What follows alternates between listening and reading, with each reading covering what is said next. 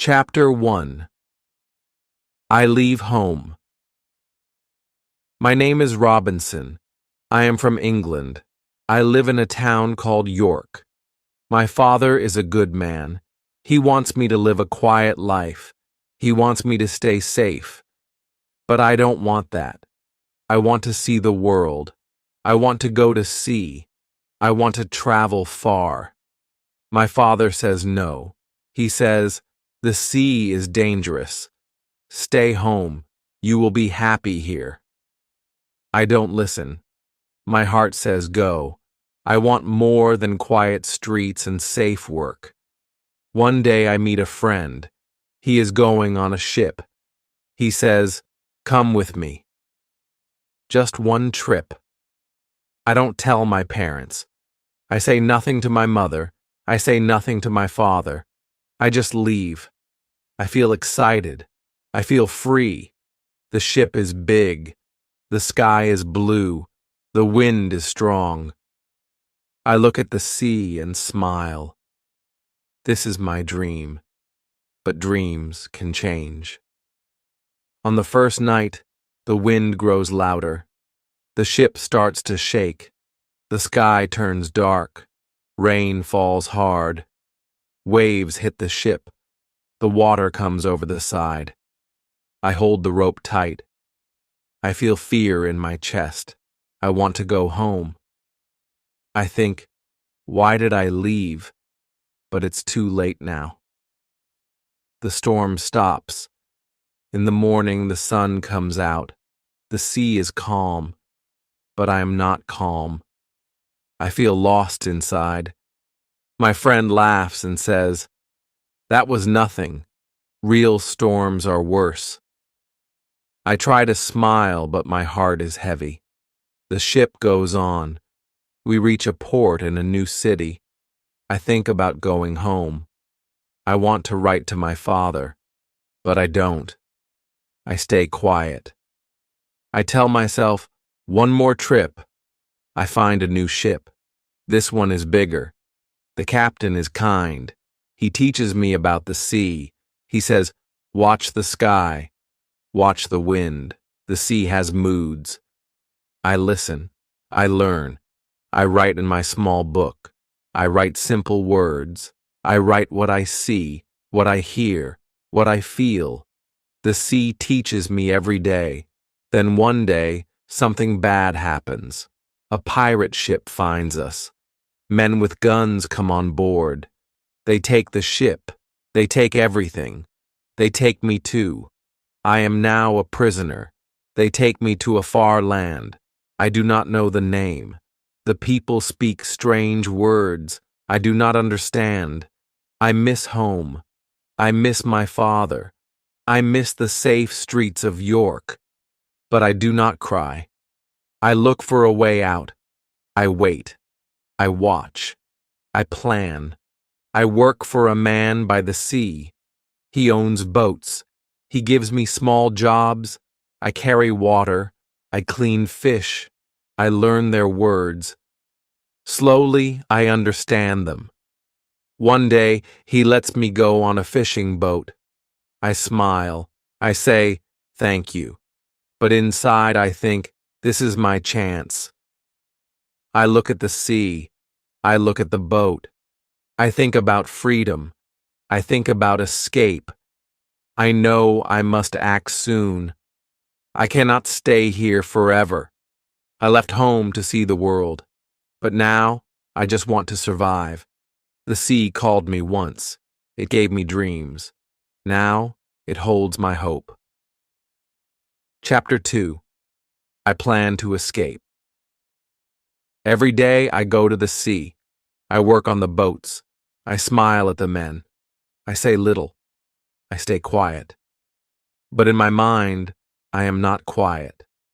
My mind is loud. It makes a plan to escape. I cannot live here forever.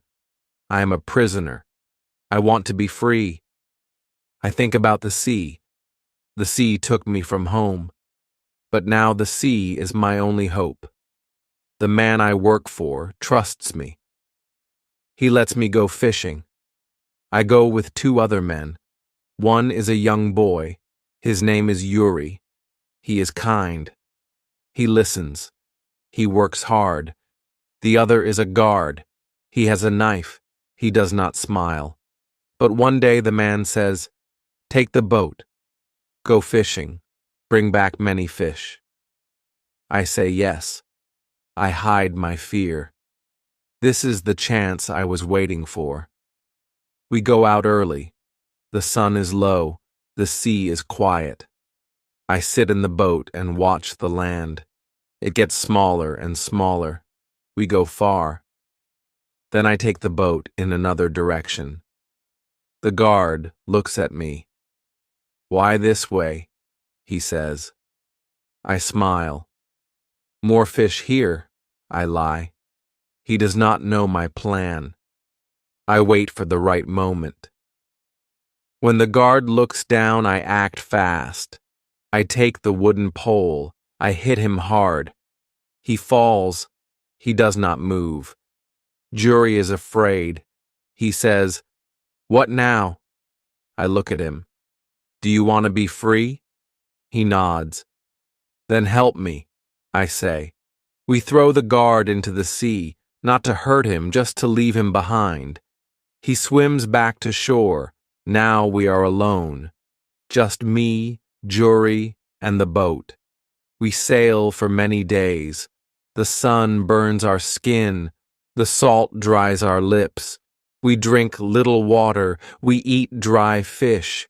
We are tired, but we are free. We follow the coast. We stay close to land. We see trees, rocks, animals. We sleep in the boat. At night, we hear sounds, strange sounds. We see no people, only shadows in the dark. One day we see land with tall grass. I say, "Let's go." We find sweet water. We drink. We rest. Then we hear a sound, a growl. A lion comes out of the grass. My heart stops. I grab the gun from the boat. I shoot. The lion falls. Jury shouts, "You saved us." I breathe again. My hands shake. I say, "We must leave now." We sail again. Days pass. We are tired. One morning, we see a ship. A big ship. It comes near us. It is not a pirate ship. It is a trade ship. A white flag waves on top. I stand and wave my arms. "Help us!" I shout. A man on the ship sees me. He waves back. The ship turns toward us. A small boat comes out. The men on it speak English. My heart feels warm. After many weeks, I hear my own language again. They ask, "Who are you? What happened?" I tell them a little, not everything. I say, "I am lost. I ran away. I want to work. I want to live free." The captain is kind. He says, "You can come with us. We go to Brazil." I say yes. But he looks at Jury. "Is he your servant?" I look at the boy. He helped me. He stayed with me. He did not run. "No," I say. "He is my friend." The captain smiles. "Then he can come too." I look at the sea once more. I think of the island we passed, the land we left behind, the danger we escaped. My life is changing again. But this time, I am not afraid. Chapter 3. A New Life in Brazil. The ship took us far from danger. The sea was calm again. The wind was soft. I stood on the deck and looked at the sky. I felt safe. I felt quiet inside. Jury stood beside me. His eyes were full of light. We did not talk much, but we smiled. That was enough. The captain gave us food, clothes, and a place to sleep. He asked for no money. He said, You are brave. You risked your life. That is enough for now." I thanked him again and again. In my heart, I felt lucky. I had escaped. I was free. And now I was going to a new land, a land I had never seen, a place called Brazil. After many days, we reached the shore. The ship stopped near a busy town. The streets were full. People moved fast. The sun was hot. I saw things I had never seen before: big trees, bright fruits, men on horses, women selling things on small carts. The captain took me to a small house. "You can stay here," he said, "and you can work. Many Englishmen come here to buy and sell." I thanked him. He looked at Jury. "The boy can stay with you. But if he wants to go back to Africa one day, let him go." I nodded. Jury smiled. He said, "I stay with you." In the new town, I learned fast. I watched people. I listened to their words. I tried to speak. I made mistakes, but I did not stop. Each day I learned more. I helped on farms. I carried water. I planted seeds. The soil was rich. Everything grew fast. I worked hard. I saved money. I did not waste it. My hands became strong. My heart became still. Life was not easy, but it was good. After 1 year, I bought a small piece of land. I grew sugar and a little tobacco. I sold it in the market. People started to know my name.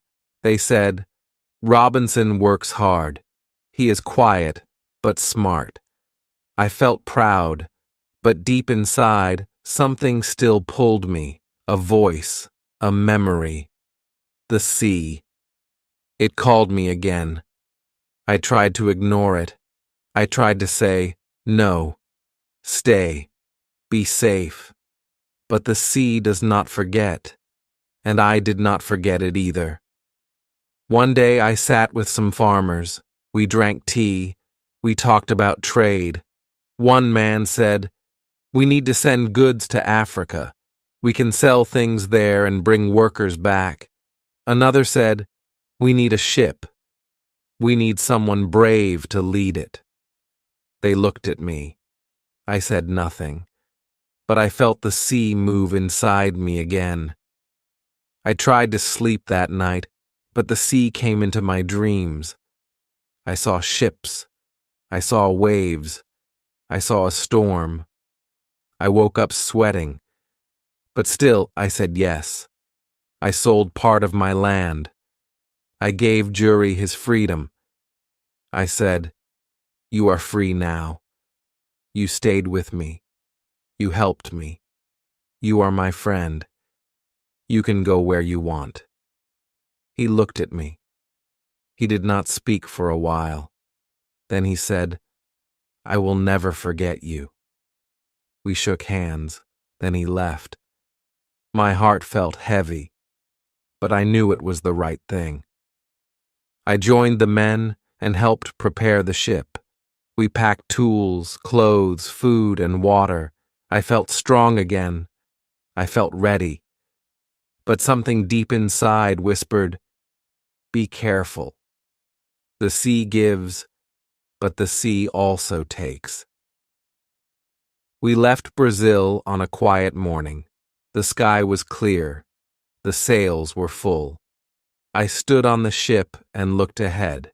I did not know what was coming, but I knew one thing: my journey was not over yet. Chapter 4: The Storm and the Island. The first days at sea were quiet. The wind was soft. The sky was blue. I walked on the deck and watched the water. It moved like glass. I thought, maybe this time will be different. But deep inside, I felt something. A small fear, like a shadow in the mind. I pushed it away. I told myself, "You are strong now. You know the sea. You will be fine." But I was wrong. After 2 weeks, the sky changed. Clouds came fast. The wind turned sharp. The sea started to rise. Our ship shook. The sails screamed in the wind. The captain shouted orders. Men ran across the deck. Water came over the side. The ship moved like a toy in the storm. I held on to the rope. My hands hurt. My body was wet and cold. I could not see. I could not think. I could only feel one thing: fear. The storm got worse. Thunder broke the sky. Waves hit hard. The ship cracked. I heard a loud sound, like the sky itself had broken. Then the mast fell. The ship tilted. Men screamed. The captain shouted, "We're going down!" I looked for something to hold, but the sea pulled me. Cold water hit my face. I went under, then up, then down again. I could not see the ship anymore, only dark waves. I kicked, I pushed, I reached for something, anything. Then I saw land, not far, a line of trees, a small beach. I swam with all my strength. The sea pulled me back again and again, but I did not stop. I thought, this is the end, or this is a new start. I reached the sand. I fell on it. My chest burned. My legs shook, but I was alive. The sea was behind me now. The storm still roared, but I had escaped it. I looked around. I saw trees, rocks, no people, no houses. I stood slowly. My body hurt. I was alone, very alone. I shouted, "Hello?" No answer, just wind and waves. I walked along the shore. I looked for someone, anyone. But there was no one, only me. No ship, no crew, nothing. I sat under a tree. I closed my eyes. I thought of home. I thought of my father's words. The sea is dangerous. He was right. I had not listened. And now I was alone, on an island, far from everything, far from everyone. I did not know where I was. I did not know what to do next. But I was alive. That was the only good thing. The next day, I walked along the beach. I saw something in the water, a part of the ship, floating. I ran into the waves. I pulled it out, a small barrel. Inside, I found food, some bread, some dry meat. It was not much, but it gave me hope. Maybe more parts of the ship would come. Maybe I could find tools, clothes, maybe even a gun. I watched the sea all day, and then I saw it, far away, broken, but still there. The ship, stuck on rocks, not far from the island. I looked at it and said, I must go there. Chapter 5. I go back to the ship. My heart beat fast. I knew it was dangerous, but I also knew one thing. If I wanted to live, I had to try. The storm had taken everything from me, my friends, my ship, my plans. But it gave me something too, a chance, a new beginning. Alone on an island, lost to the world, but not lost to myself. I woke up early the next morning. The sun was bright. The wind was soft. The storm was gone now. The sea looked quiet again. But my heart still remembered. The fear, the noise, the water, the screams. I stood on the beach and looked out. Far away, I saw the broken ship. It was still stuck between the rocks. The waves hit it gently now, not like before. I thought, maybe I can go there. Maybe I can get something from the ship. I knew I needed food, tools, clothes, anything to help me live. The island was big, but it was empty. I had no house, no fire, no knife. I had to go. I looked around the beach. I found some long pieces of wood. I found an old rope, too. I worked all morning. I made a small raft. It was not perfect, but it could float. I pushed it into the water. It moved with the waves, but it did not break. I smiled. I felt a little stronger. I went back to the beach and found 2 small pieces of wood.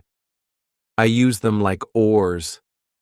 I pushed the raft out and began to paddle, slowly, carefully. The sea was deep. The wind pushed me back. But I did not stop. The ship came closer. I could see the broken mast, the torn sails, the empty deck. My heart felt strange.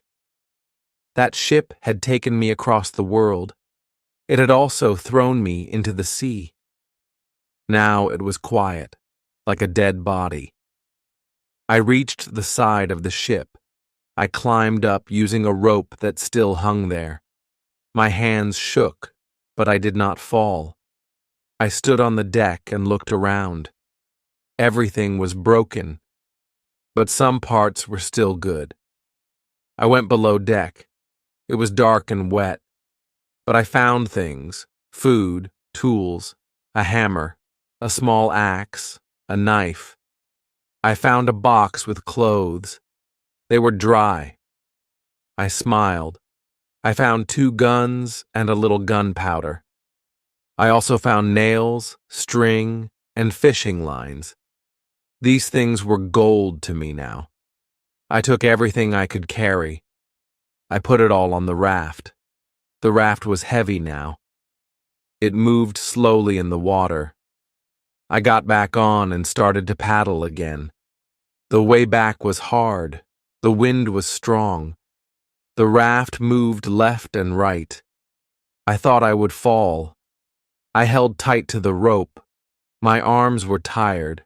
My legs were wet. But after some time, I saw the beach. I cried. Not loud, but deep inside. The land was still there. The sand, the trees, the place that now had to be my home. I pulled the raft to shore. I took the things one by one and placed them under a big tree. I looked at the sky. I said thank you. I had food now, tools, clothes. I had hope. I sat under the tree and thought, now I can live. I don't know for how long, but I will try. I will not give up. That night, I made a small bed with grass and wood. I used 1 coat as a blanket. I held the knife in my hand. I listened to the sounds of the island, birds, wind, leaves. I heard no people. I saw no lights. I was still alone. But I was not weak. I was still alive. And that was enough for now. Chapter 6. I Build a Home. The next morning, I looked at the sky. It was clear. The sun was warm. I looked around the beach. This was not just a place now. This was my world. I was the only man here. No houses, no roads, no people, just trees, rocks, birds, and wind. But I was alive. I had food. I had tools. I had hope. I needed to do something next. I needed to build a home. I walked far from the beach. I found a small hill. It was not too high. On one side, there was a big rock wall. In front of it, there was a flat, open space. I stood there and looked around. The land was good. I could see the sea from the hill. I could see the beach. I thought, this is the right place. I dropped my tools on the ground. I said, this will be my home. I worked all day. I cut wood. I carried stones. I made a small wall with the wood and sticks.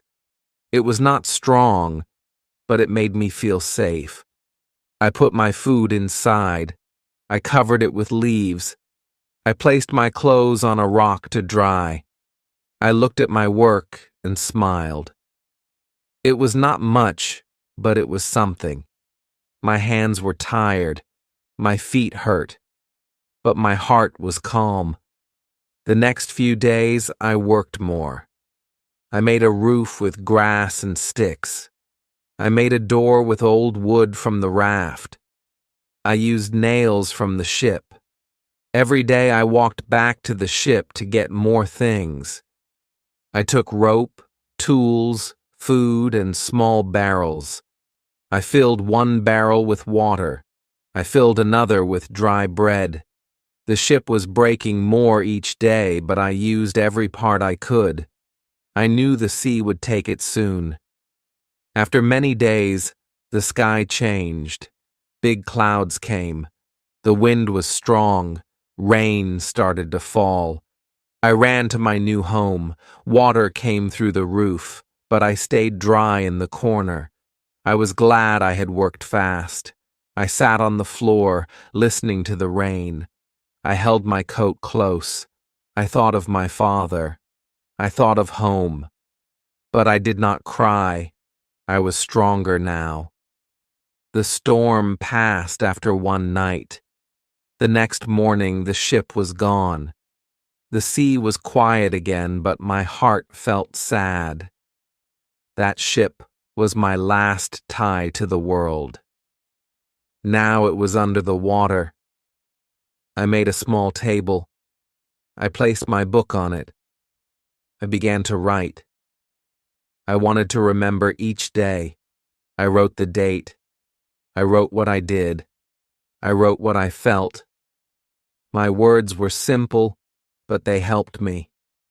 I wrote, today I built a wall. Today I caught fish. Today I saw a bird with red wings. Today I miss my family. I wrote every day. I spoke the words out loud. It helped me stay strong. It helped me learn. My book was my friend. Time passed. I counted the days. 1 month. 2 months. I did not know how long I would stay here. Maybe forever. But I did not feel like a prisoner now. This was my land, my hill, my home. The sea had taken me from my world, but it had given me a new one. I stood outside one evening. The sun went down. The sky turned orange. I looked at the sea and said, I will live. I will learn. I will not give up. Chapter 7. I learned to live alone. The days passed slowly. The sun came and went. The rain fell and stopped. I woke up each morning and looked at the sea. It was quiet now, like it had forgotten the storm. I had food. I had water. I had a small home. But I had no people. No voice to talk to. Only birds. Only wind. Only silence. At first, the silence made me sad. I wanted to speak. I wanted to listen. But no one answered. So I spoke to myself. I said things out loud. Simple things. Today I eat fish. Today I fix the roof. Today I feel tired. It felt strange, but it helped me stay strong. I started to walk around the island. I wanted to know this land better. I saw trees I had never seen before. I saw fruits on the ground. I picked them up. Some were sweet, some were sour. I ate slowly. I watched animals too, small rabbits, colorful birds. I followed their paths. I watched their habits. I wanted to learn how they lived. I wanted to live like them, quiet and safe. I found a small stream. Clean water flowed there. I drank from it. It tasted fresh. I said, "Thank you to the land." One day I found a group of goats. They ran when they saw me.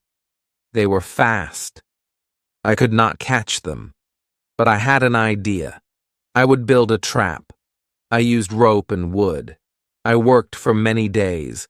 Then, one morning, I found one goat in my trap. It was small. It looked scared.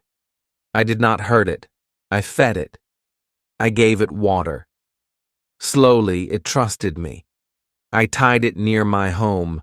I named it Billy. Now I had a friend, a small goat, but a friend. I spoke to it every day. I said, "Good morning, Billy." I said, "Don't be afraid. I am your friend." It did not answer, but it stayed near me. That was enough. I also learned to fish better. I made a fishing rod with string and a stick. I went to the shore and waited. I watched the sea. I learned when the fish came close. I caught one, then two. I cooked them over fire. I made a small grill with stones. I ate slowly. I thanked the sea. Every meal felt special. I never wasted food. I used everything I had. I saved things. I cleaned my tools. I counted my supplies. I made a plan for each day. Work, rest, cook, write. I needed this plan. It kept my mind busy. It gave me purpose. Sometimes I sat outside and looked at the stars. The sky was big, so big. I felt small under it. But I also felt part of something. The sea, the sky, the land, the stars, they were all my family now. I missed people. Yes, I missed my old life.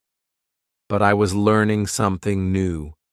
I was learning how to live with myself, how to stay calm, how to keep hope. I was not just surviving, I was growing. One day, I stood on the beach and looked far. I saw nothing, only water, but I still hoped. I said, "Maybe one day a ship will come." Then I smiled and added, "And maybe if it doesn't, I will still be okay." Chapter 8. I Make My Life Better. Time moved slowly. The days were long, the nights were quiet. I lived alone, but I was not weak. I was learning how to survive. I was learning how to live. The island was my world now. The trees were my walls. The sky was my roof. The birds were my music. I woke up early. I worked all day. I built. I hunted. I fixed. Every little thing gave me strength. Every little task gave me hope. I made my home stronger. I found more wood. I added walls around my shelter. I used stone and clay. I made the roof better. I made a strong door. I put all my things inside, my food, my tools, my clothes. I kept everything clean. I said, "This is my castle." It was not big. It was not pretty. But it kept me safe, and it was mine. I planted seeds near my home. I found them in the ship's supplies. I did not know if they would grow. I watered them every day.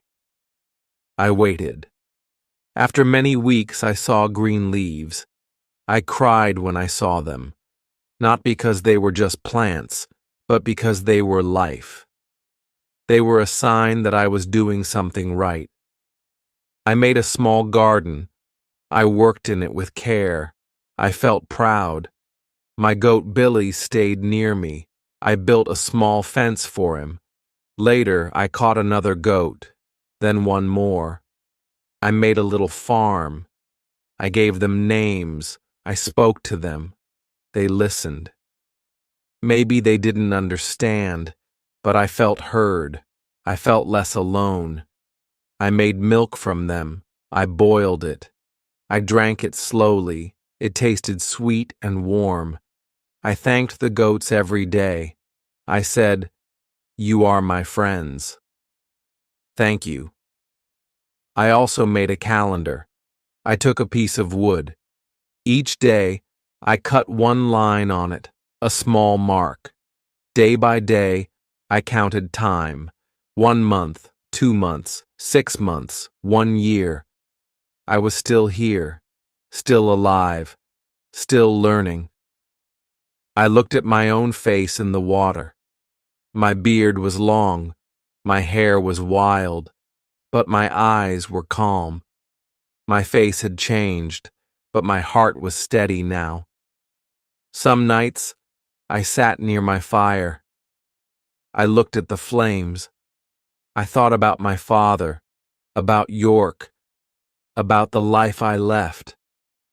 I said to myself, maybe I made a mistake. Maybe I should have stayed home. But then I looked around. I saw my home, my garden, my goats, my tools, my fire, and I said, but maybe this is who I am now. I taught myself new things. I made pots from clay. I used fire to make them hard. Some broke, some stayed. I made a chair. I made a shelf. I made a knife from stone. Every day I learned something new. I made mistakes. I failed. But I always tried again. Slowly, the island became my school, my teacher, my test, and I passed each lesson with my hands and my heart. I had no one to clap for me, no one to say, "Good job," but I knew I was doing well. I could see it. I could feel it. I was not just alive. I was living, fully, deeply. I stood on the beach at sunset and whispered, "Thank you, God. Thank you for keeping me here. Thank you for giving me strength." Chapter 9. I see a footprint. One morning, I woke up early. The air was cool. The sky was blue. I walked outside to check my goats. They were fine. I gave them food. I spoke to them.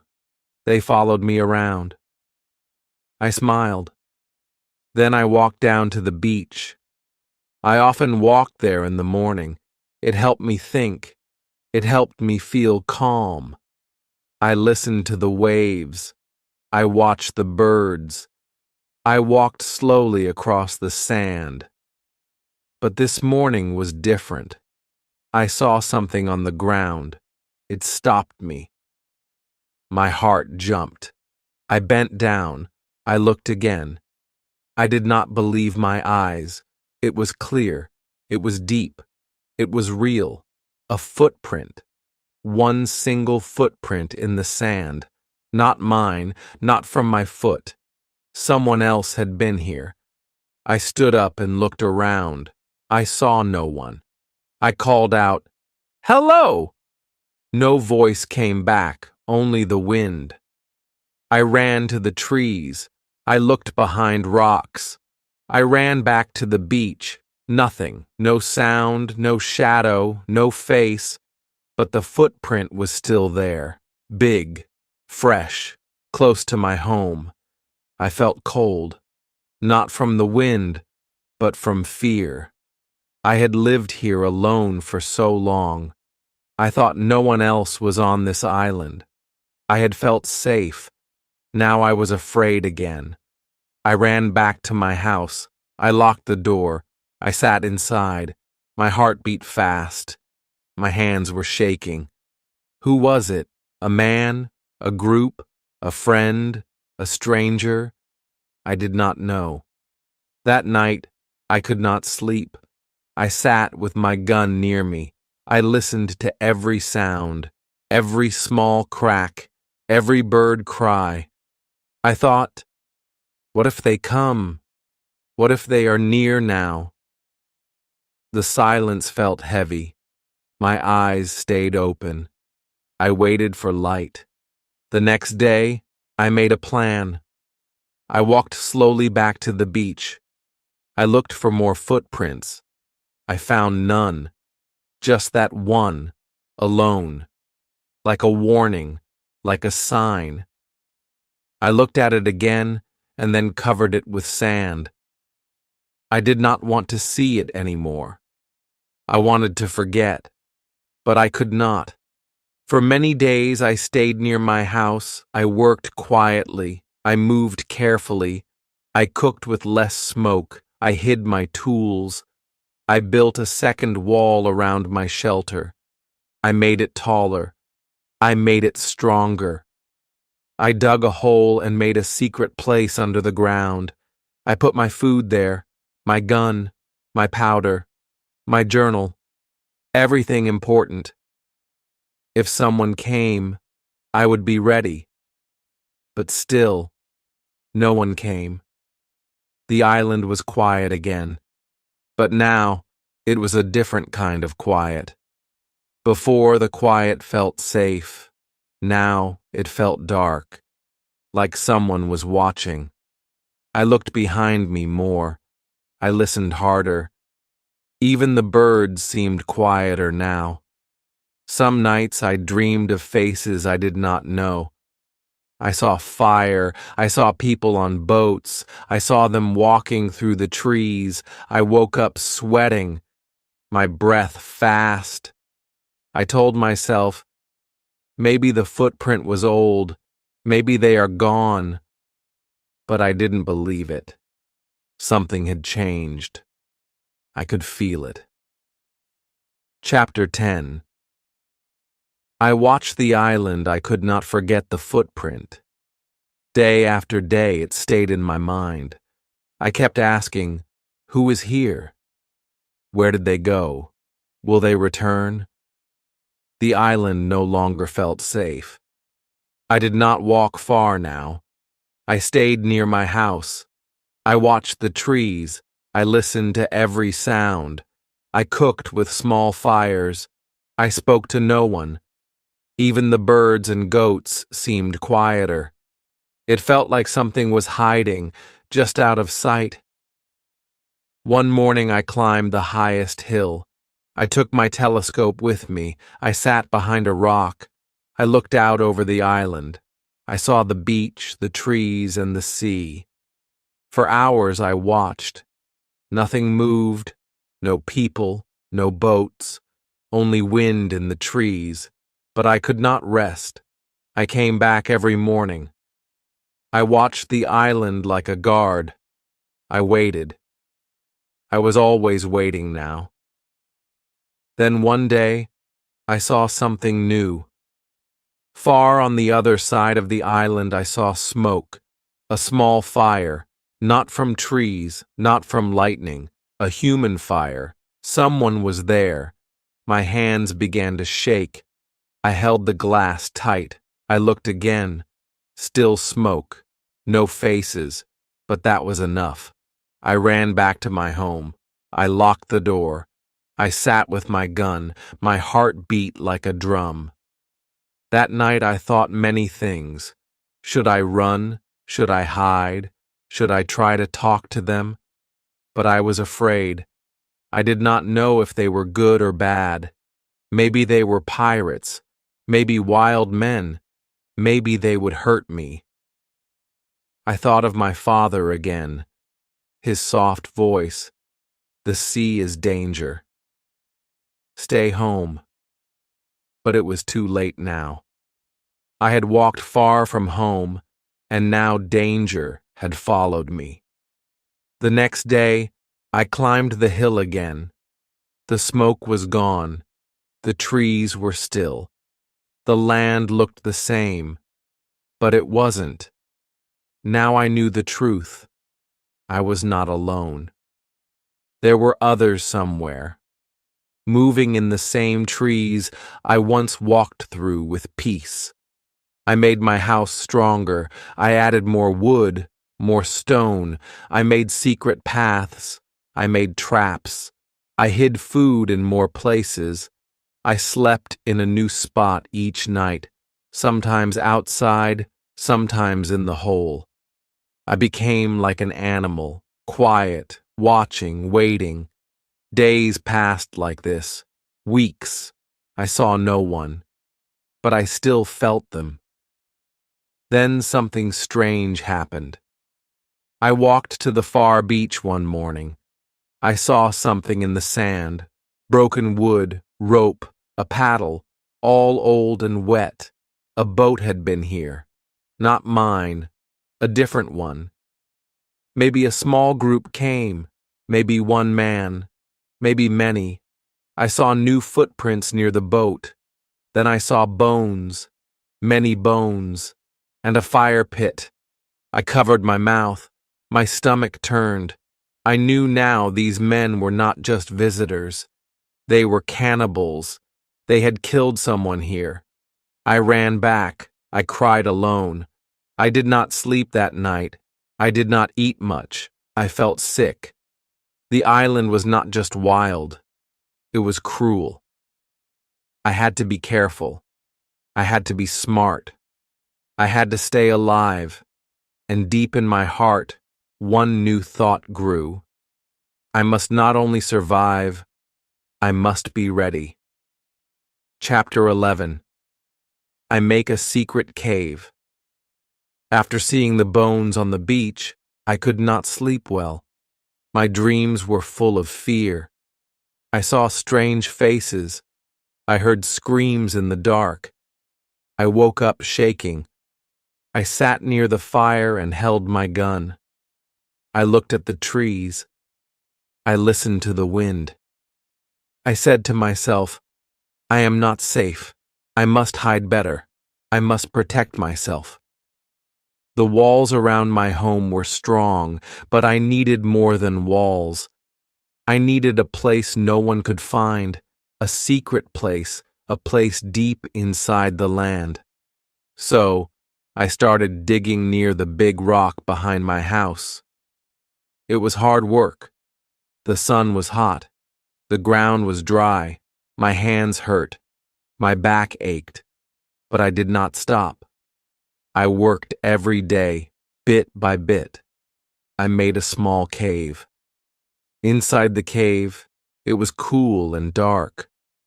I brought in dry food, clothes, and powder. I placed them in barrels. I used wood to make shelves.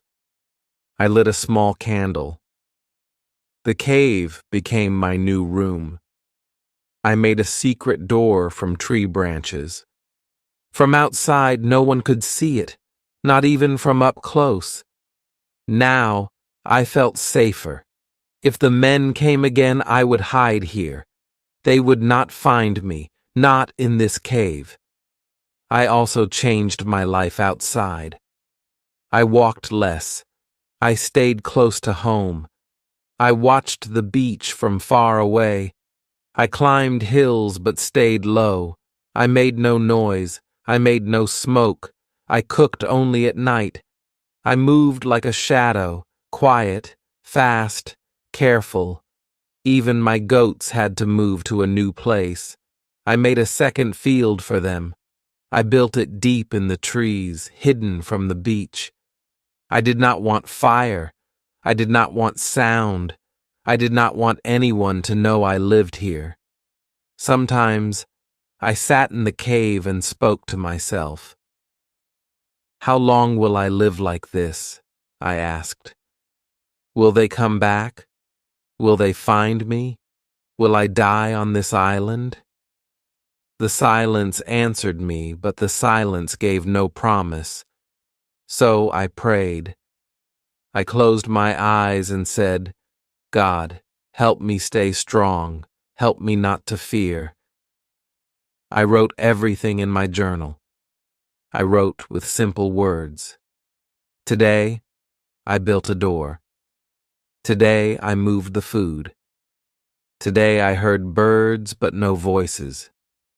Today, I watched the sea. My journal helped me stay calm. It helped me think clearly, even when the world outside felt dark. The words on the page gave me light. One night, I heard a sound, a loud one. I woke up. I grabbed my gun. I stood still. Then I heard it again, a sharp scream. It came from far away. It echoed through the trees. I did not move. I waited. It stopped. Then silence again. Long, cold silence. I did not sleep again that night. The next morning I climbed the high rock. I looked far across the land. I saw something on the sand, many figures, small from far, but I knew they were men. They were back, but I was ready now. Chapter 12. I watched the strangers. I lay flat on the rock. I held my telescope in my hands. I looked down at the beach. I counted the men. There were 5, no, 6, then more, 11 men. They were tall and strong. Their skin was dark. They wore little clothes. They carried sticks and knives. They walked slowly. Some laughed. Some shouted. Then I saw something that made my heart stop. They were not alone. 2 other men were with them, but these men had ropes on their hands. They were tied, prisoners. They looked weak. They looked scared. My hands began to shake. I wanted to help, but I was only one man. They were many. The group stopped near the sea. They made a fire. They put the prisoners near it. I watched in silence. I could not move. I could not speak. My heart was heavy. My mind was cold. I knew what would happen next, the same thing that had happened before. I looked at the trees. I looked at my gun. I said nothing. Then something strange happened. One of the prisoners stood up fast. He hit the man behind him. He broke the rope. He ran. The others shouted. They chased him. He ran toward the trees, toward me. My heart beat faster. I looked again through the glass. I saw his face. He was young, maybe 20. His eyes were wide. His feet were fast. He ran into the trees. 2 men followed him. The others stayed behind. The young man ran near my hill, very close. I stood behind the trees. I held my gun. I waited. Then I saw him. He was running toward me. I stepped out. I raised my hand. He stopped. He looked afraid. I pointed to the ground. I said, "Quiet." He nodded. I pointed behind him. 2 men came running fast. I raised my gun. I fired. 1 man fell. The other stopped. He turned. He ran back to the beach. I looked at the young man. He looked at me. His eyes were full of fear, but also full of thanks. He put his hand on his heart. Then he touched my feet. I pulled him up. "You are safe now," I said. He did not know my words, but he knew my heart. We went back to the cave. I gave him water. I gave him food. He ate like he had not eaten in days. He sat on the ground. He looked at me like I was a god. I shook my head. I said, "I am just a man, just like you." I wrote in my journal that night, "Today I saved a man. He ran from death. I helped him live. He is now with me. I do not know his name, but I will give him one." I looked at him again. He smiled a warm, true smile. I smiled back. "Your name is Friday," I said, "because today is Friday." He said nothing, but his eyes spoke to me. Chapter 13. I teach Friday. Friday stayed with me. He did not try to run. He did not try to hide. He followed me everywhere. He watched everything I did. His eyes were full of light. He was strong, fast, young, but also calm and kind. He did not speak my words, but he smiled when I smiled. He helped me with work. He brought water. He gathered wood. He fed the goats. He never asked for anything. He only looked at me with respect. I was not his master, but he treated me like one, and I wanted to treat him like a friend. I wanted to teach him English. I pointed to myself and said, "Robinson." He smiled. Then he pointed to himself and said, "Friday." I smiled back. Then I pointed to a tree. "Tree," I said. He repeated, "Tree." Then I pointed to a goat. "Goat," I said. "Goat," he said. His voice was clear. His mind was quick. Every day, I gave him more words: hand, water, food, fire, sky, rain. Slowly, he learned. He listened. He spoke. He laughed when he made mistakes. I laughed too. It felt good. After so long, I was not alone. He was not just learning English. He was learning how I lived. He watched how I made fire with stones. He watched how I cooked, how I cleaned, how I wrote in my book. He asked with his eyes, "Why?" I showed him everything. I gave him his own plate, his own blanket, his own knife. He said, "Thank you," with his smile. One night, I sat near the fire. I said, "Friday, do you have family?"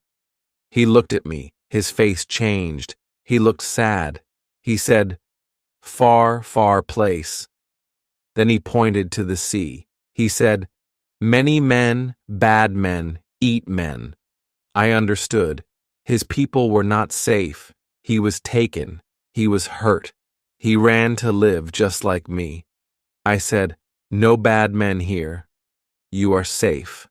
He nodded. He said, "Friday stay with you." I smiled. I felt warm inside. We were two men from different worlds, but now we were one small family. I made a second bed in the cave. I gave him extra clothes. I taught him how to shoot. I showed him how to use the gun. He was careful. He was good. He never wasted bullets. He learned fast. I gave him simple jobs. I said, "Catch fish, cut wood, watch goats." He did everything well. He came back happy. He was proud. Now the days were not so quiet. We spoke. We laughed. I taught him songs. He tried to sing them. Sometimes we sat under the trees and watched the sky. I said, "This is peace." He repeated, "Peace." I showed him my book. I showed him how I wrote each day. He watched my hand. He touched the paper. Then he said, "I want to learn." I felt full inside. I said, "Yes, Friday, I will teach you." That night I wrote in my journal, "I have a friend now, not just a helper, a real friend. He is kind. He is brave. He is learning, and I am learning too. After so many years, I do not feel alone." Chapter 14. We work together. Friday woke up early every day before the sun came up. He was ready to work. He went to the goats. He brought fresh water. He cleaned the tools. He smiled when he saw me. I smiled back. I did not need to ask him anything. He already knew what to do. I was not his master. He was not my servant. We were two men helping each other, living together. We built many things side by side, a bigger fence for the goats, a small tower near the beach, a new room beside the cave. We cut wood together. We carried stones together. Sometimes we did not speak much, but we worked with peace. I thought, I am not alone now. This life is hard, but it is better with him. I gave him more words each day. He remembered everything: sky, stone, paper, sleep, gun, write. I showed him how to hold a pen. He smiled. He made letters with his hand. They were not perfect, but they were good. I said, "Very good, Friday." He laughed and clapped. It felt like a school, but we were both students. We learned from each other. I learned his way. He learned mine. I told him stories about my home, about my father, about England. He listened with big eyes. Then he told me about his island, his people, his fear. He said, "I was taken. I was afraid. I ran. You saved me." I said, "You are safe now. You are free." He smiled and said, "Free." We went hunting together. He was fast, quiet, like a cat. He taught me how to move through the trees. He showed me how to find animals, how to follow tracks. I taught him how to use the gun. I said, "Hold here, aim there, wait, now shoot." He learned fast. We brought back birds, rabbits, fish. We ate together. We gave thanks. We shared everything. One day, we sat near the fire. He looked at me and said, "Why you come here?" I told him about the ship, the storm, the sea, the island. He listened. Then he said, "God sent me to you." I looked at him. His eyes were full of truth. I said, "Maybe God sent us to each other." The days were full now, not with fear, but with work, learning, and peace. We still watched the sea. We still listened for danger, but we were stronger now. We were ready. We had food. We had fire. We had faith. We had each other. That night, I looked up at the stars. I thought about the past, the ship, the storms, the silence. And now I had Friday, a friend, a light in my dark world. I wrote in my book, "He came from fear, but brought me peace. He came from danger, but gave me hope. I do not know the future, but now I am not afraid." Chapter 15. A Secret from Friday.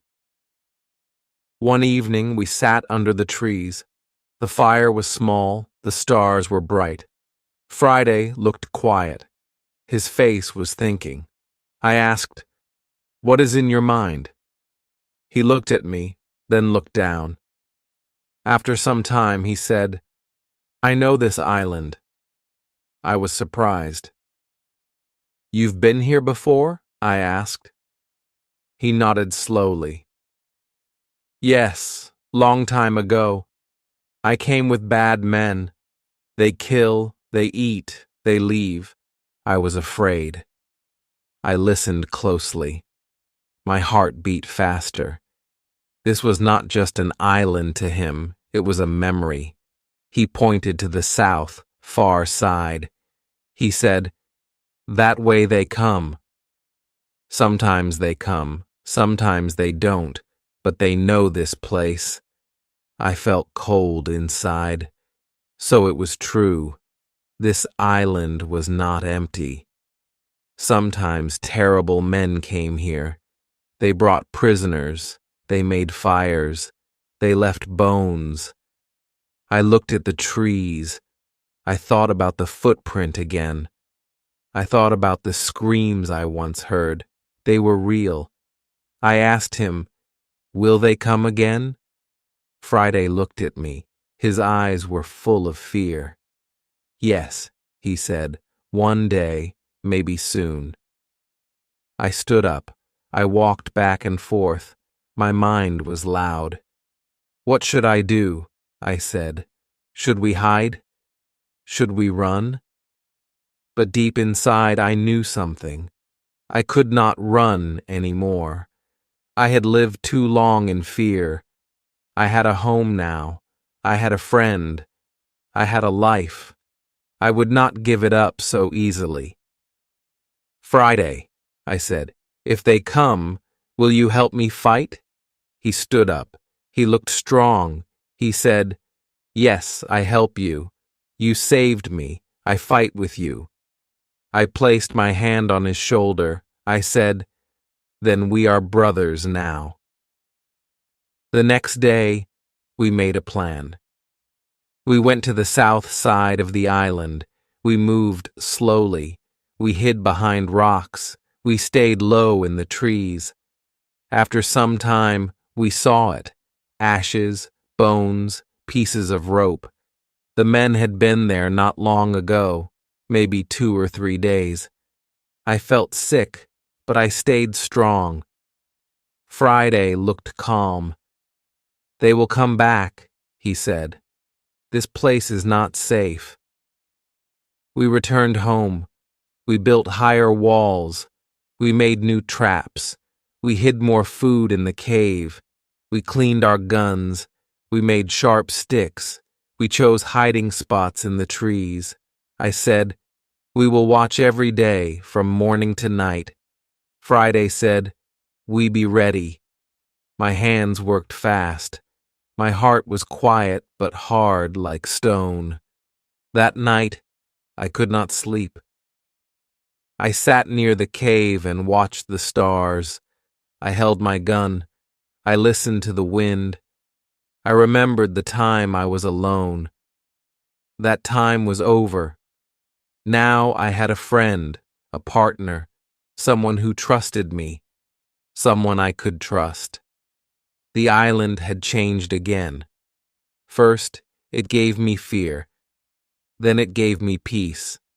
Now it gave me purpose. I wrote in my journal, "If they come, I will not run. I will stand. I will fight, not just for myself, but for Friday too. This island is our home now, and we will protect it together." Chapter 16. The Day They Came. The morning was quiet, too quiet. The birds did not sing, the trees did not move, even the wind felt still. I opened my eyes and sat up quickly. Something felt wrong. I looked at Friday. He was already awake. He was not speaking. He was listening. His body was still, but his eyes were sharp. I whispered, "What is it?" He pointed toward the sea. "They are here," he said softly. I felt my chest tighten. The day we feared had come. We climbed the hill and hid behind the rocks. I brought my telescope. I looked down toward the far beach. I saw them, many men in a big canoe, maybe 20. They landed on the sand.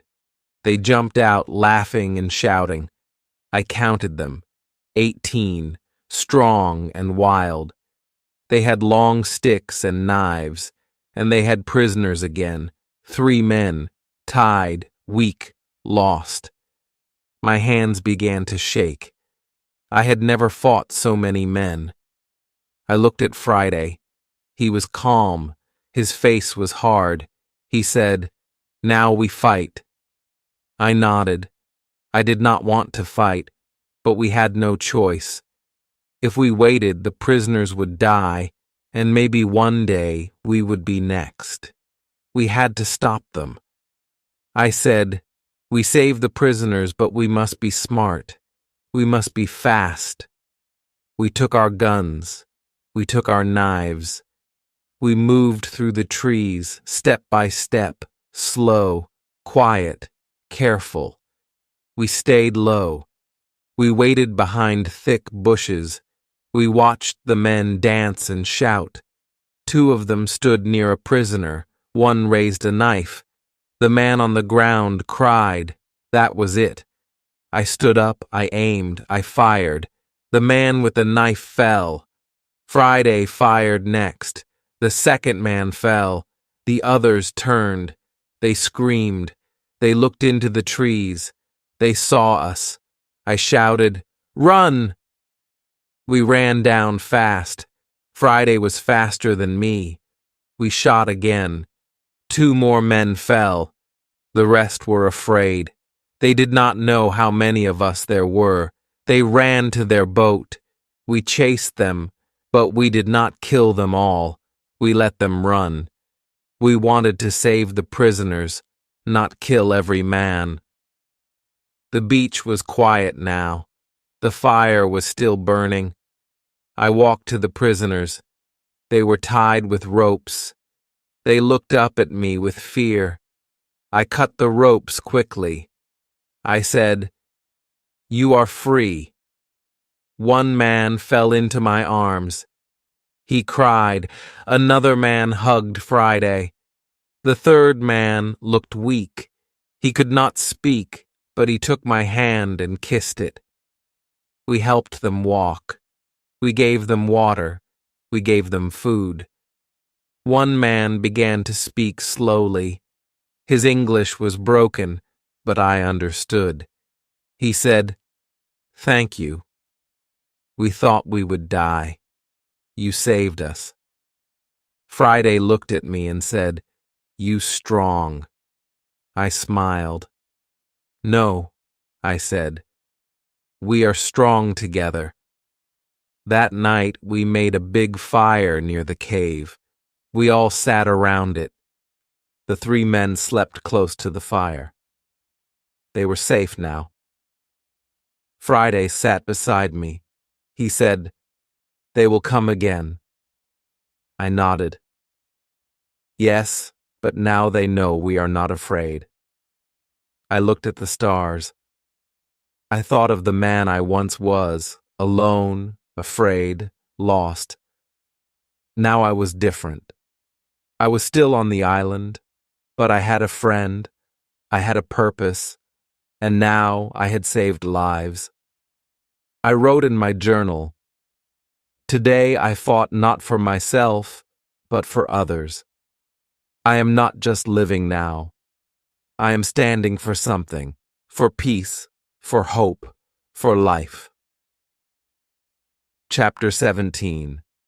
A stranger speaks my language. The next morning the sun rose slowly.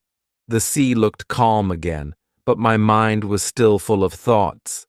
I could not forget the fight. I could not forget the fear. But I also could not forget the faces of the men we saved.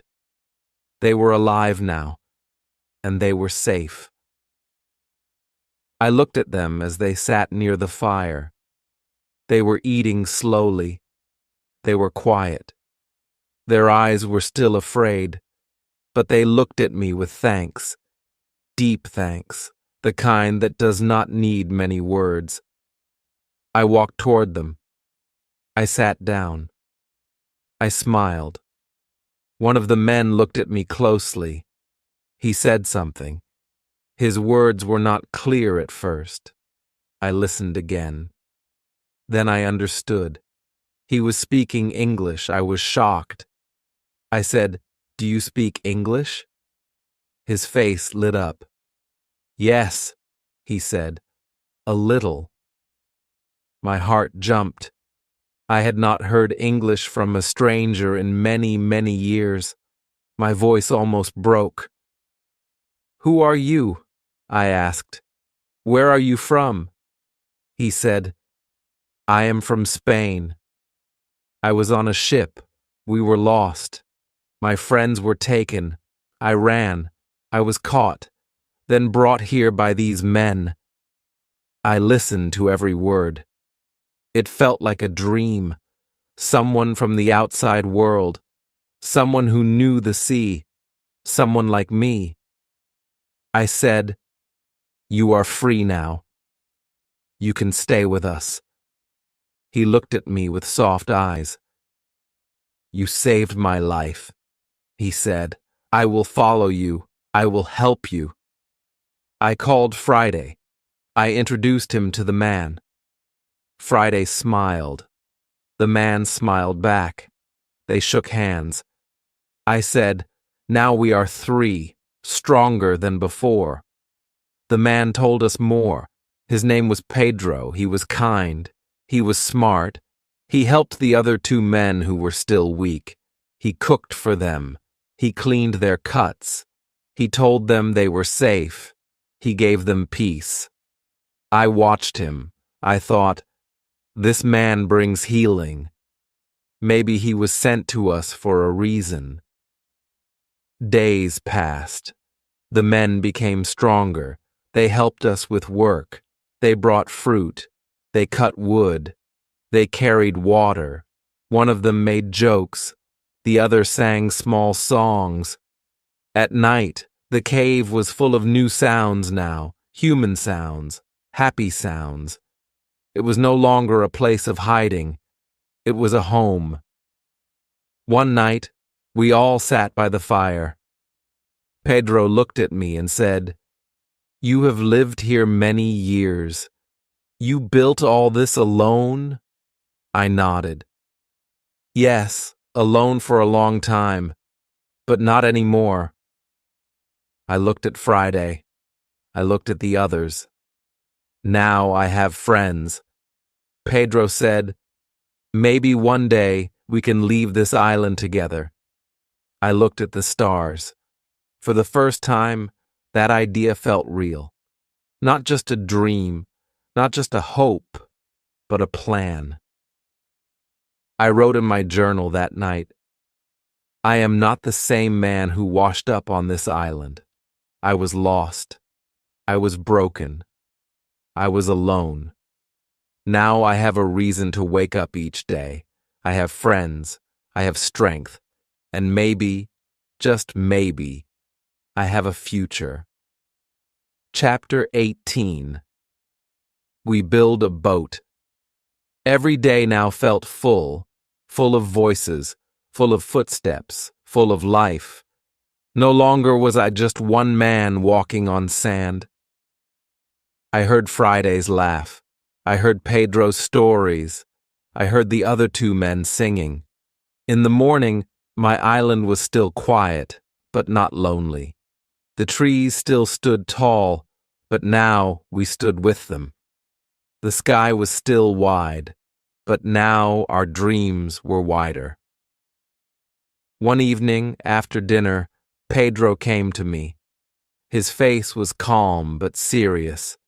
He said, "I want to ask you something." I looked at him and said, "Go ahead." He said, "Can we leave this island? Can we build a boat?"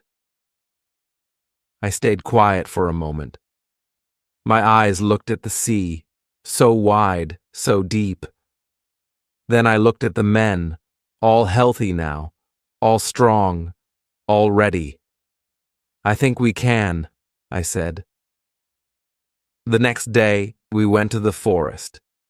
We looked for the biggest tree, one that was strong but not too thick. We found one near the river. Friday touched the bark and said, "Good." We began to work. We cut it slowly, carefully. It took many days. Our hands were tired. Our clothes were wet with sweat. But we smiled because every cut was hope. Every drop was a step toward freedom. When the tree fell, we cheered. We cleaned it. We shaped it. We turned it into the body of a boat, long and wide, strong and light. We used ropes. We used fire. We used all we had. We brought wood from the old ship.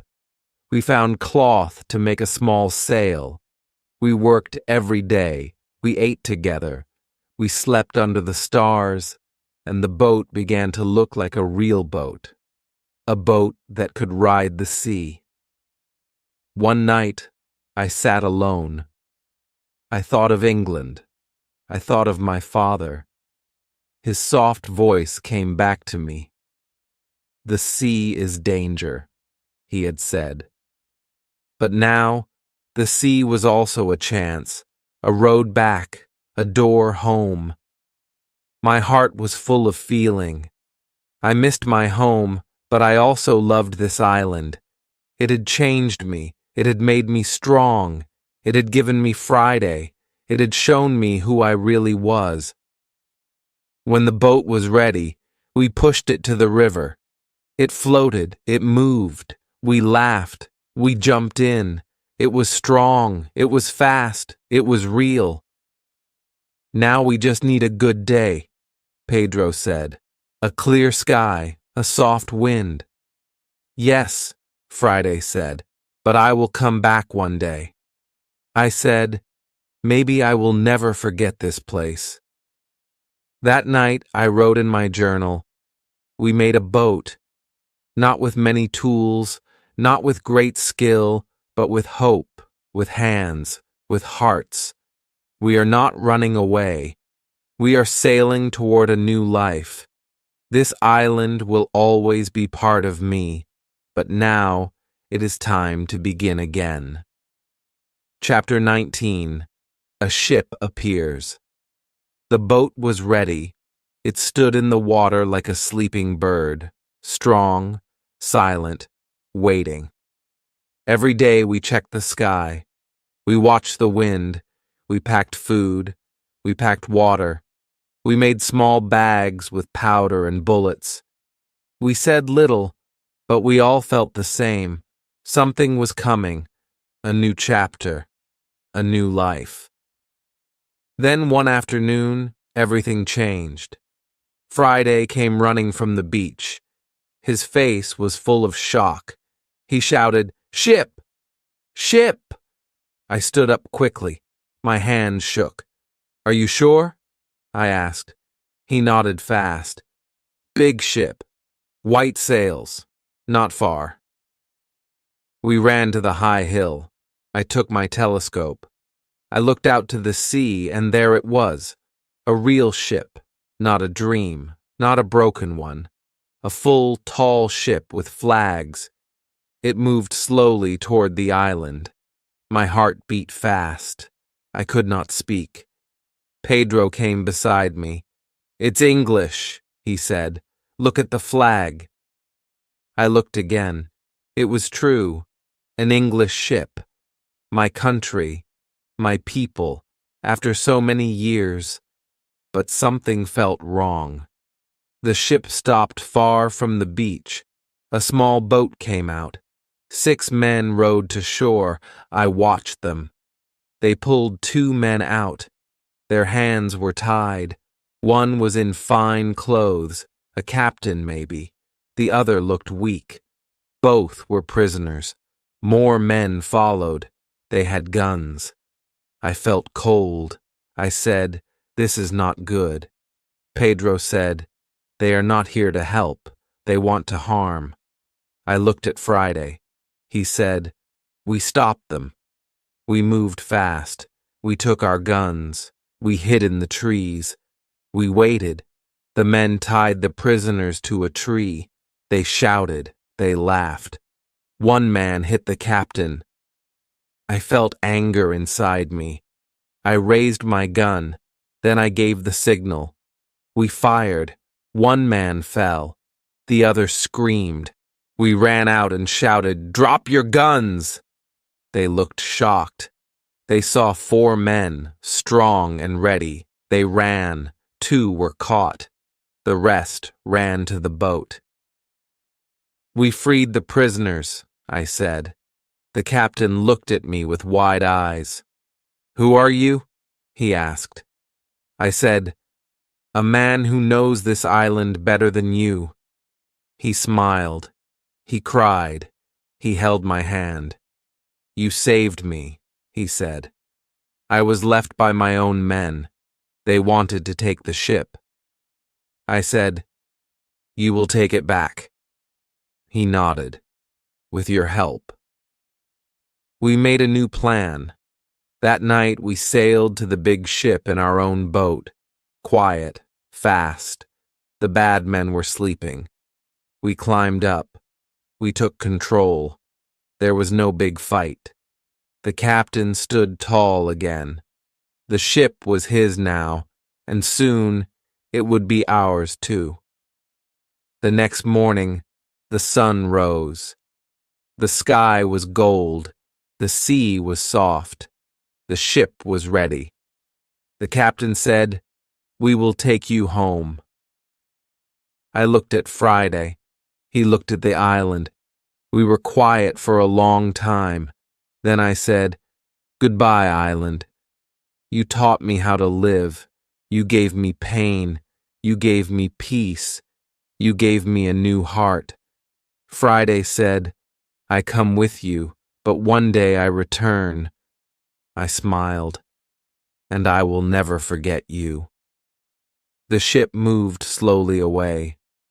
I stood on the deck. The island grew smaller. The sea opened wide. After 28 years, 2 months, and 19 days, I was going home. Chapter 20. I see my country again. The ship moved across the sea slowly. The days were long and quiet. The sun was hot. The wind was soft. I stood on the deck and looked at the water. My eyes watched the waves, but my heart looked behind me, back to the island, back to the years I spent there, 28 long years. That island was my prison. It was also my teacher, my home, my friend. I had cried there. I had grown there. Now I was leaving it forever. Friday stood beside me. He looked at the sea with wonder. Every day was new to him, every sound, every bird, every sail. He asked me many questions. I answered them slowly. I taught him new words every day. He was learning fast. Just like before, he was still my student, but also my friend, my brother. I knew the world would be strange for him, but I also knew he was strong. After many weeks, the sky changed. The sea grew busy. More ships passed by. The captain smiled. He said, "We are close now." My heart beat faster. I walked to the front of the ship and waited. I said nothing, but my eyes stayed wide. Then, one morning, I saw it. Land. Not just any land. England, my home. Tears filled my eyes. My legs felt weak. I held the side of the ship and whispered, "I'm back." I wanted to run. I wanted to fall to my knees, but I just stood there watching the land that I had left so long ago. We reached the port. People moved fast. Horses pulled carts. Women sold food. Children laughed. It was loud. It was full. I felt lost in the noise. Everything had changed, or maybe I had changed. I did not know how to speak to these people. I had not used money in years. I had no house, no family. I had only my name. I walked through the town slowly.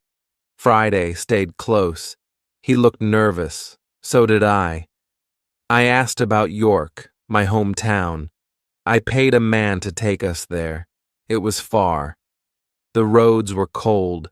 The nights were dark. But I did not stop. I needed to see it again. When we reached York, I looked around. So many new buildings, new faces. I walked through the streets and looked for my house. It was not the same. The door was closed. The garden was gone. A stranger lived there now. I asked about my father, about my family, but I learned the truth. My father had died many years ago.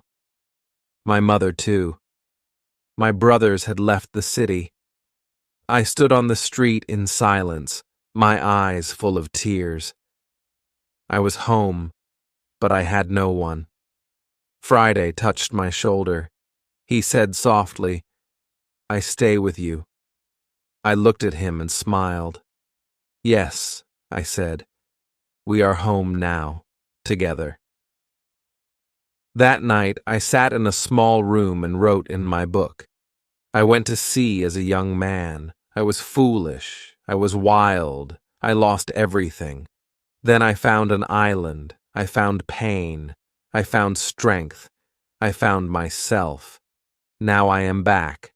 Not rich, not young, but I am alive, and I am not alone. Chapter 21. A Quiet Life Begins Again. The days in York were quiet. I walked through the streets like a stranger. Everything looked new, but my heart was full of old memories. I remembered my father's voice. I remembered my home. I remembered the small room where I once read books about the sea. I had dreamed of ships, of lands, of great adventure. And now, after many years, I had returned, but not as a dreamer. I had returned as a man who had seen too much, lost too much, and learned more than he ever wanted. Friday stayed close to me. He watched the people. He listened to the sounds. He was quiet, but kind. Some people looked at him with surprise. They had never seen someone like him. But he did not mind. He held his head high. He was proud. I was proud of him too. I said, "You are safe here." And he smiled. I tried to find someone from my old life. I searched for old friends, old neighbors, but most of them were gone. Some had died. Some had moved away. Some had forgotten my name. The world had changed, and so had I. I felt alone again, but in a different way, not like on the island. This was the kind of alone that comes from time, not from distance. Still, I needed to live. I used the little money I had to buy a small house in a quiet village not far from York. It had a garden, a fireplace, a wooden chair. I planted vegetables with Friday. I read books again. I wrote about my island. I wrote about the storm, the cave, the goats, the fear, the hope. I wrote every detail, every sound, every tear. I wanted to remember it all. I wanted others to read it one day and learn from my mistakes. Friday helped the people in the village. He worked hard. He smiled at everyone. Soon they liked him. They gave him a small job. He learned more English. He helped me write letters. He sat by the fire and listened to my stories. Sometimes he laughed. Sometimes he cried. We were not just man and servant. We were like father and son, like brothers. One evening, I sat outside with Friday. The sky was pink and quiet. The birds sang soft songs. I said, "Do you miss the island?" He looked at the sky and said, "Yes, but here I have peace." I nodded. "Me too," I said. I looked at the world around me. No more guns, no more storms, no more fear. Just soft wind and warm light. A life of calm after years of chaos. That night, I wrote in my journal, "I once wanted gold. I once wanted adventure. But now, I only want peace and I have found it in quiet days, in simple work, in the smile of a friend. I am not the same man, and I am thankful. Chapter 22. The world feels new again. The village became my new world. It was small. It was peaceful. People lived simple lives. They worked in fields. They baked bread. They smiled at each other. It was not loud. It was not rich. But it was warm, and I liked it. Each morning I walked in my garden. The flowers grew slowly. The air was clean. The birds sang above me. I closed my eyes and listened. No waves, no thunder, no fear, just calm. My heart was healing. Friday woke up early too. He worked with joy. He helped old people carry wood. He played with children. He learned to read and write better. Sometimes he asked questions about the world. What is a train? What is a king? What is winter? I answered as best as I could. I saw the world again through his eyes. Everything was new again. One day, the school teacher from the village came to visit me. He had heard about my long journey. He had heard I lived on an island for many years. He sat with me and asked, "Will you tell your story to the children?" I smiled. "Yes," I said.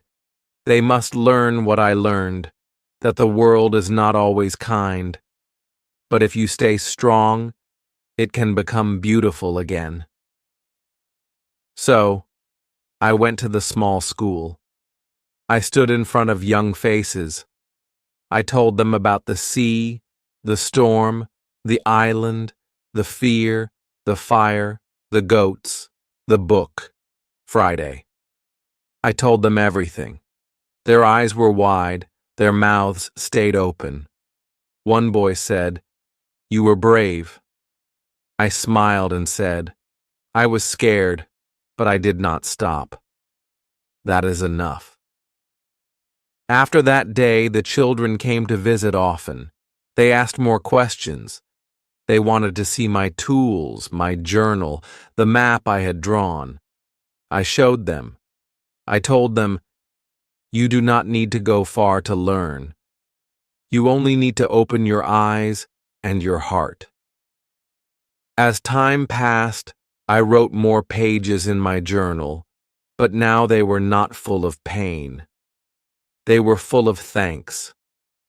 I wrote about sunsets, about warm tea, about the quiet sound of rain. I wrote about people who smiled without reason, about friends who stayed, about days that felt soft and full. Friday became known by everyone. He was loved. He had many friends. People forgot he came from far away. He was now one of them, one of us. One cold evening, we sat by the fire. I looked at him and asked, "Do you think we will ever go back to the island?"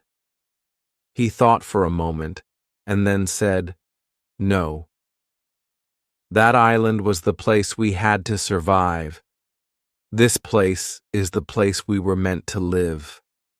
And he was right. That night, I wrote in my journal, "There was a time I wanted ships, gold, adventure, but now I want soft mornings, quiet friends, clean air, and a heart that says thank you every day. This is the better treasure." Chapter 23. I remember the island. One morning, I sat alone in the garden. The sky was soft gray. A cool wind touched my face. The trees moved slowly. Everything was quiet. Friday had gone to the market. The village was still. I held a warm cup of tea in my hand and I began to think. I thought about the island again. It came back to me like a slow dream. The first time I stood on that beach, the sound of the waves, the fear in my chest, the long nights, the strange noises, the quiet mornings, the smell of wet trees, the feel of cold rain on my skin. I could still feel it all. I remembered building the first wall with shaking hands.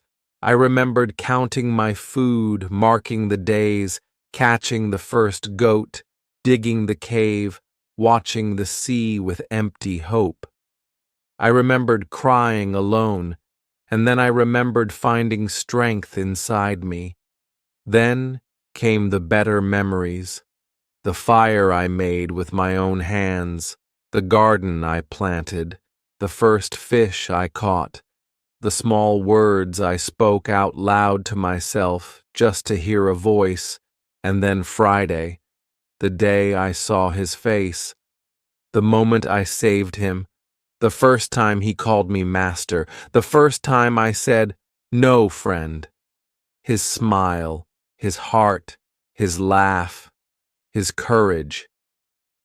He did not come from my world, but he gave my world back to me. And I thought of Pedro, the Spanish sailor, the men we saved, the fire we built together, the boat we made, the ship we took, the sea that brought me back home. All of it was far behind me now, but it lived in my heart forever. I stood up and walked back inside. I opened the old chest near my bed. Inside was my journal, the same book I had written in every day on the island. I touched the pages. The ink had faded, but the words still lived. I sat and read a few lines. They were simple, but they were true. I am afraid, but I must go on. Today I made bread. Today I built a chair. Today I spoke to the wind. Today I saved a man. I closed the book. I smiled. I said softly, "Thank you, island. You broke me. You built me. You gave me the best parts of myself." That night, Friday came home. He brought bread and honey. We ate together near the fire. I told him I had read the old journal again. He said, "That island made us both who we are." I nodded. "Yes, and now we know how to live anywhere." I wrote in my journal again before bed. The island is behind me, but its lessons are inside me. I no longer wish to escape from it. I now thank it. The storm gave me the island. The island gave me a life. Chapter 24. A visit from the past. Many months passed. The village felt like home now. People greeted me by name. Children smiled when they saw Friday. We lived simply. We planted food. We made soup. We shared stories. Life was small but full. I did not need gold. I did not need ships. I needed quiet mornings, a warm fire, a kind word, and I had all of them. One afternoon, I sat near the door reading. The sky was light blue. The birds flew in soft circles. Then I heard the sound of a horse. I looked up. A man was coming down the road. He wore a coat with gold buttons. He looked around, then stopped in front of my house. He smiled at me. "Are you Mr. Robinson Crusoe?" he asked. I stood slowly. "Yes," I said. "That is my name." The man reached into his coat and took out a letter. "This is for you, from the sea." My hands shook as I opened it. The paper was clean. The writing was strong. I read the name at the bottom, Pedro, my old friend, the sailor we saved. I smiled wide. The letter said, My dear Crusoe, I hope you are alive and well. I return to my land. I am safe. I work again on the sea, but I never forget you. You saved me. You gave me life. I tell your story to everyone. The man who lived alone, but became the strongest man I ever met. If you ever wish to sail again, my ship will always have a place for you. Your friend, Pedro. I sat down. My heart was full. I remembered his kind face, his strong voice. I looked at Friday. He read the letter too. He smiled. You helped many, he said. I nodded, and now they remember. I did not plan to sail again. My legs were old now. My hands did not move as fast. But my heart felt young again. That letter brought the sea back to me, not with fear, but with love. I folded it slowly and placed it in my journal, a new page, a new memory. That evening I sat with Friday near the fire. The stars blinked above. I said, the sea gave me pain, but it also gave me people. You, Pedro, and even myself. Friday looked at me. The island taught us everything. I smiled. Yes, and now the world feels small, but my heart feels full. I wrote in my journal that night. Some stories do not end with gold or with ships or with loud cheers. Some stories end with a letter, a smile, a warm fire, and a friend beside you. Chapter 25. The Life I Never Dreamed. The days were slow now, but they were sweet. I woke up with the sun. I opened the door. I breathed the soft air. I looked at the trees and the sky. I listened to the birds. Every sound felt like a gift. I had no noise in my heart, no storm in my mind, just peace. Real peace, the kind I never had before. When I was young, I wanted ships. I wanted money. I wanted to run from home. I thought adventure was everything. I thought quiet was boring. But now I understood something new. Sometimes the best adventure is learning how to live with less, learning how to live with love, learning how to be still. Friday and I made a new garden. We grew potatoes, onions, and green leaves. He was strong. He sang as he worked. People in the village helped too. The children brought water. The older women brought seeds. We shared the food with everyone. No one was hungry. No one was left out. We were all one family now. One afternoon, an old woman in the village came to see me. She gave me a warm pie and said, "Thank you." I smiled and asked, "For what?" She said, "For the stories. The children listen to you. They learn. You make them brave." I felt a tear in my eye. I had never tried to be special. I just told the truth, but maybe that was enough. Sometimes I still walked alone. I went to the river. I sat on a rock and looked at the water. I saw my own face, older now, but peaceful. I said to myself, "This is the life I never dreamed, but it is better than all my dreams." I remembered the island, the first days, the fear, the silence, the cold nights, the sound of waves with no voices. I remembered my footprints in the sand, my fire, my first bread, my goats, my journal. I remembered how I changed day by day. Pain taught me, Silence taught me, and that island saved my soul.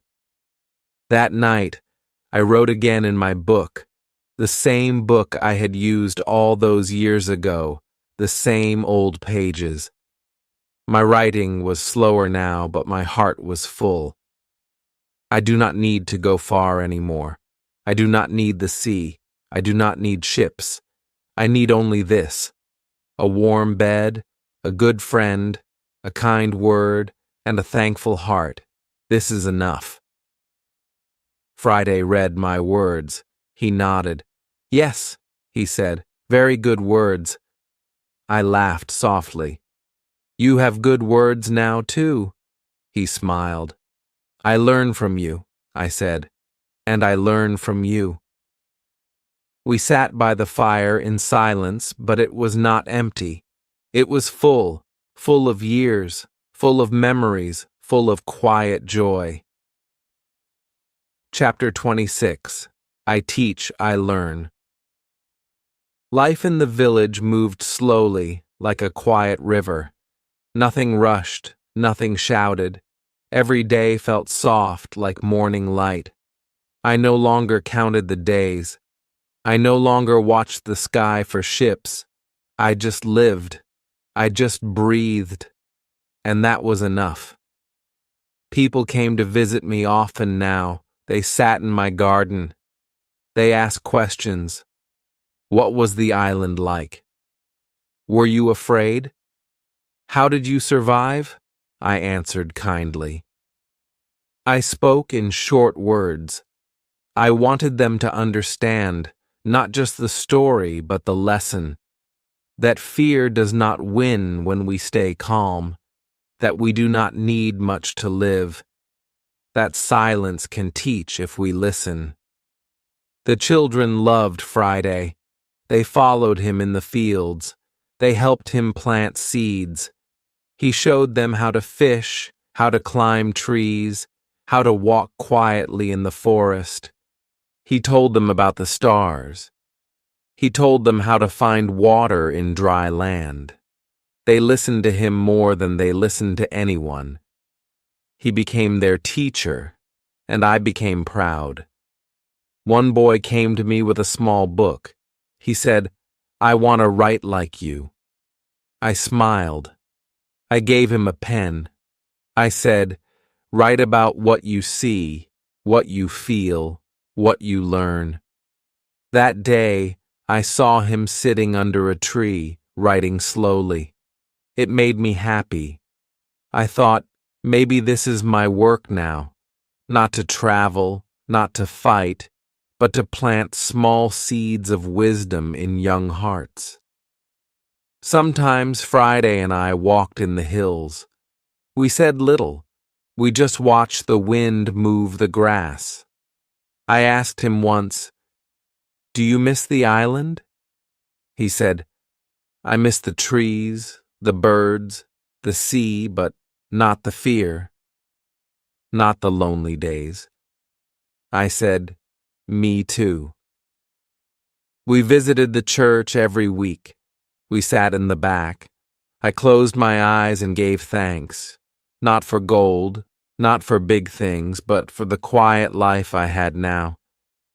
I thanked God for every morning, for every smile, for every lesson the island gave me. One night, Friday made dinner. It was simple, bread and soup. We sat by the fire and ate slowly. He said, I like this life.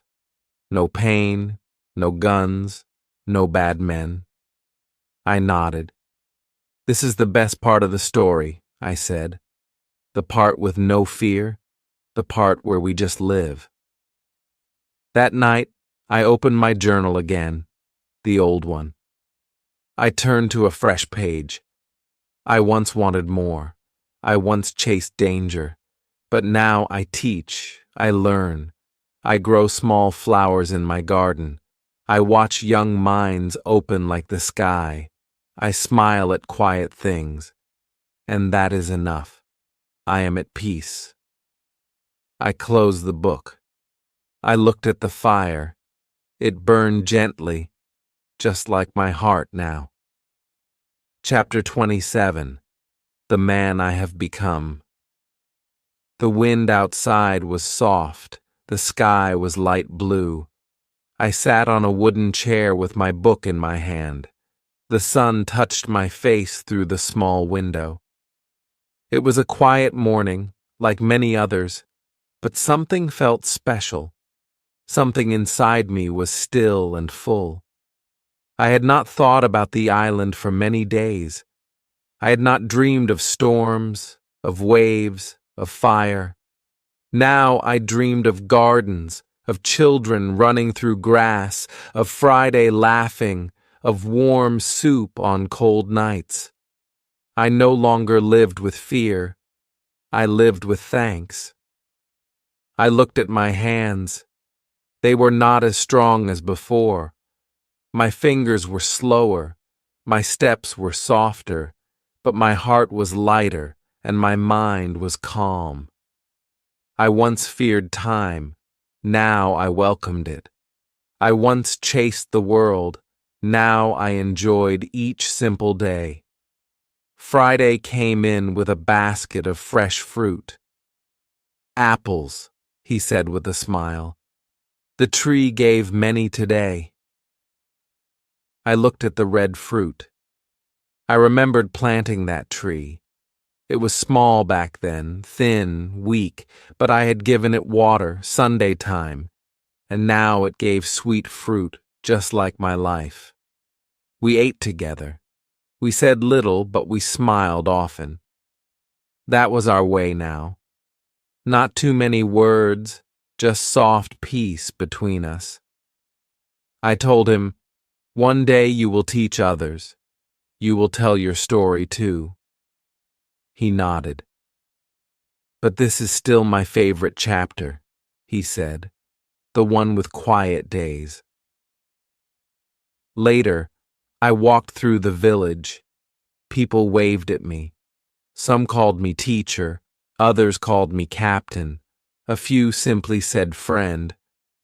I liked all those names, but inside, I was just Robinson, a man who had learned to be still, a man who once ran from everything and then found everything by stopping. I sat under the big tree in the garden. Children came with questions. How do you build a house from nothing? How do you stay strong when you are alone? I answered slowly, one wall at a time. I said, one word, one step, one day.